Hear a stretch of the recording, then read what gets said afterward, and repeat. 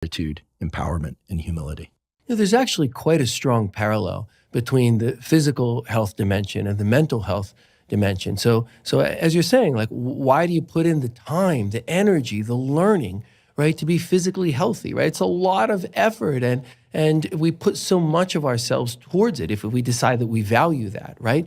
Why do we do it, right? Because as you said, it's the best way to approach life. Like, there may be something that I want to do. I want to run a race, right? Or I want to climb a mountain, right? But ultimately, we take care of ourselves physically because we don't know what's coming next in life, and we want to be prepared for it, good, bad, and otherwise, right? And the same thing is true of mental health. So I can feel grateful for something. I can feel grateful that I'm still breathing right now, right? I can exercise agency. I can pick up that cup and take a drink, right? But that doesn't mean that I'm living life through the lens of agency and gratitude, which is consistent with every opinion. If you look psychologically, through the lens of literature, through the lens of sociology and psychology, agency and gratitude make happiness, right? They're ways of approaching life. And just like physical health is undergirded by cardiovascular health, heart health, muscle strength, right? There's an undergirding of agency and gratitude, and empowerment and humility are ways of describing, okay, what arises, right, from understanding ourselves, taking care of ourselves, that then gives us the agency and gratitude. So we have empowerment, we have humility, but where does it all come from, right? So just like we have to understand the physical body and what to do to it in order to be healthy, right, we also have to understand the mind, right? The self that wants to be healthier.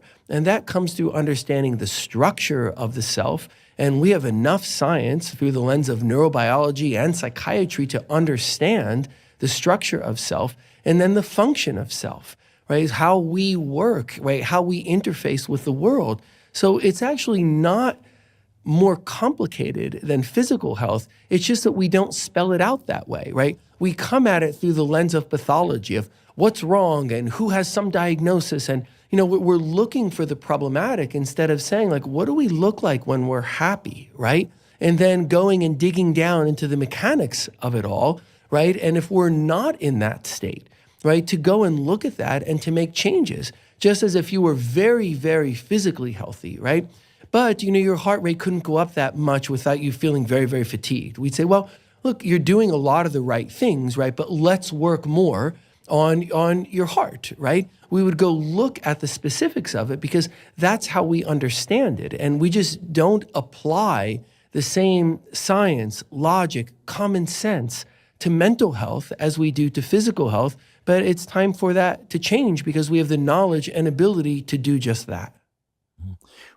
When we had Dr. Andy Galpin on this podcast to do a series on physical health and fitness, essentially, he said something that really stuck with me, which was that the number of different workouts that people can do out there, body weight workouts, work with weights, with machines. You can run far, you can run shorter distances more quickly. You can do planks, sit-ups.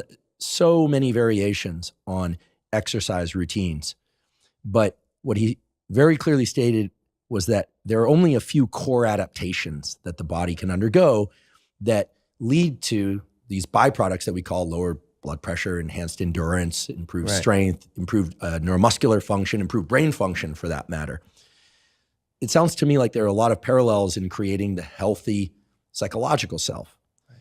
So what are the core components that I and others should think about in terms of understanding? I think you described them as the structure of the self and the functions of the self. Again, just to draw a parallel, if we were talking about physical health, we'd say, okay, there's connections between nerves and muscle that allows us to move our limbs.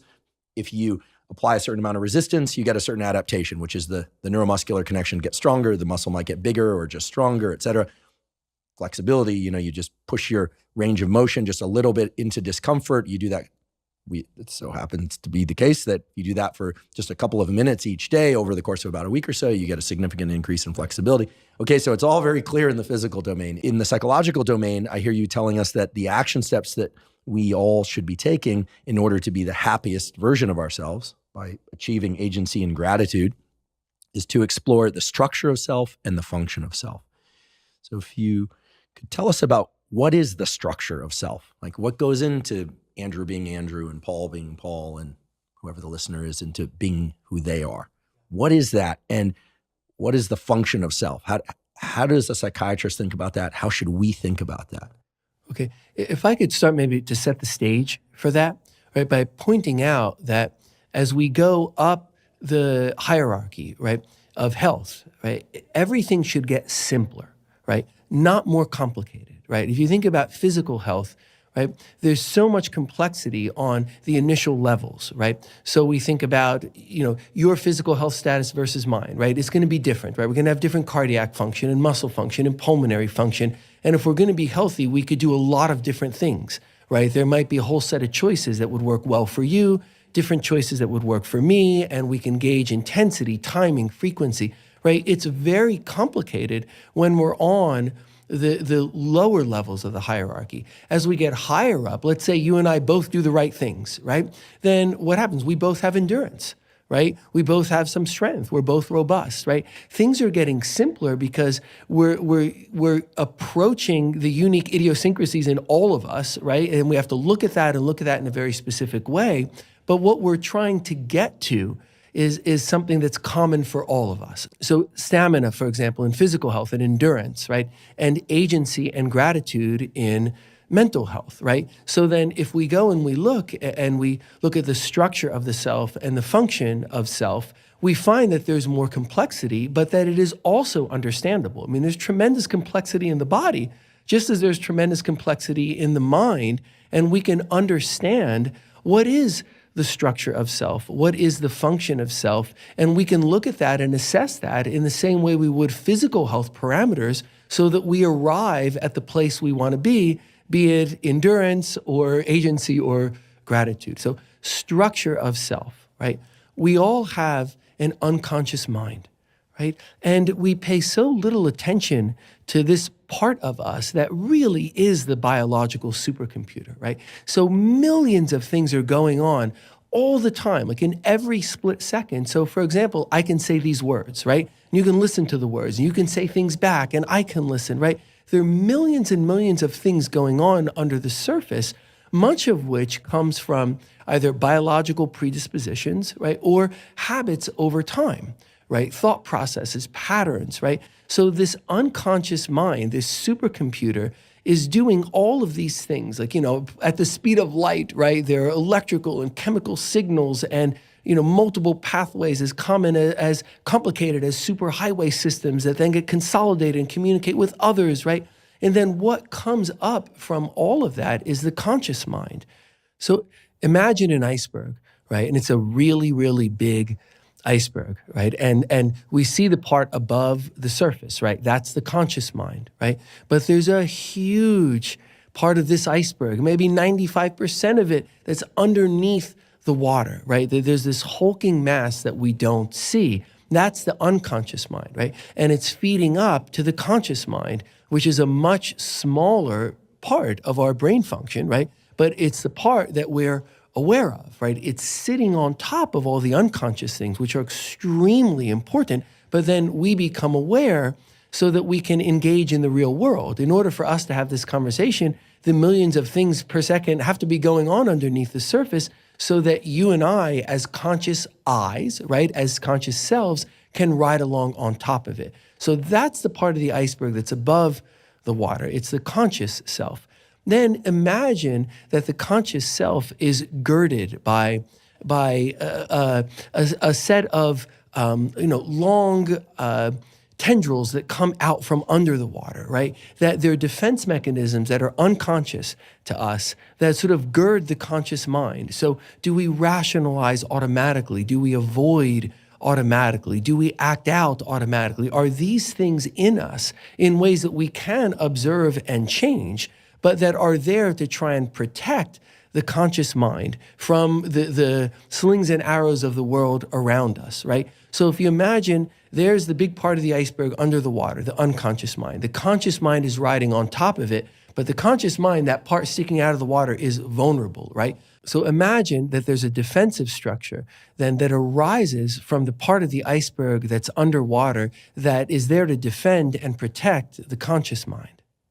So when you say to defend and protect, When you say that the conscious mind is vulnerable, what do you mean? Do you mean that it's vulnerable to physical attack, or that it's vulnerable to us realizing that we're just a bunch of neurons that are clicking away underneath? Like, in other words, where does the vulnerability of the conscious mind really reside? Not physically, where does it reside, but what am I so worried about in terms of my safety? I mean, right now we're in a room, I feel pretty safe. I don't think you're going to attack me verbally or physically. I suppose it's possible that could happen, but it seems like a very distant possibility. So when you say that these defenses are there to protect us from some sort of awareness, what awareness are we trying to avoid? So the vulnerability of the conscious mind is to fear, confusion, despair, right? There's so many things that we can fear, right? Some people are afraid of snakes or spiders. Some people are afraid of death. Some people are afraid of health issues that could come to them or to people they love. We can get confused and not know what decisions to make and how to navigate the world and how to be who we want to be to ourselves and to others, right? We can feel tremendously vulnerable and despairing if we lose others, or we start to see things happening in the world around us that we don't like, right? We start to feel like, what will happen to the planet we live on? Will there be war where I live? Will my children be safe, right? There's so much that we need to protect ourselves against. So that vulnerable part of us, right? The part of the iceberg sticking out above the water needs a defensive structure around it to protect it against the vulnerability of fear, confusion, despair, right? And because the conscious mind is sticking out of the water with a defensive structure around it, right? It is the raw material from which we create our character structure. So the character structure is all of that, the part under the water, the part above the water, the defensive structure. So imagine like a nest around all of that. And that's the character structure that we utilize to interface with the world, right? So the character structure it's like the thing that I'm using, right? It's like if you're driving somewhere in a car, right? The car is the thing that you're using to go there, right? The character structure is the thing that we're using to interface with the world. So for example, how trusting am I versus suspicious, right? How readily do I come to make friends with people, right? How much do I act out if I'm frustrated, right? How much do I exclaim something negative, right, as opposed to holding it inside of me? How much do I rationalize? If something isn't going well, do I want to look at it and maybe see that it is so that I don't have to face it, right? How much do I avoid problems in the world around me? How much do I exercise altruism, right? These are all the ways in which we're engaging with the world around us, and this determines the self. Imagine that the self then grows out of this nest from the character structure that we use to interface with the world and the decisions that we make. So if our character structure is the thing through which we engage with the world, then we're enacting, right, what is inside of us, right, what we've determined through our unconscious mind, our conscious mind, our defense mechanism. There's a certain us that comes at the world in a certain way. And if we're more or less trusting, more or less avoidant, we rationalize more or less. These are the factors that determine, like, where do our lives go, right? Because on top of all of this, imagine that the nest of the character structure around all of this grows from it the self, right? The product of the feelings inside, the things that we know about ourselves and don't know about ourselves, the decisions that all of it leads to. So I may choose to be, for example, more trusting, and that may bring an opportunity to me that I wouldn't have otherwise had, right? I may choose to be more trusting, and it may bring risk to me that I wouldn't otherwise have had. So we want to be as healthy as we can, as knowledgeable of ourselves and the world around us, so that it's safe for us to have a healthy character structure through which we can engage in the world around us with a sense of prudence, right? Taking reasonable risks, right? Not too little so that we shut ourselves down and maybe end up despairing.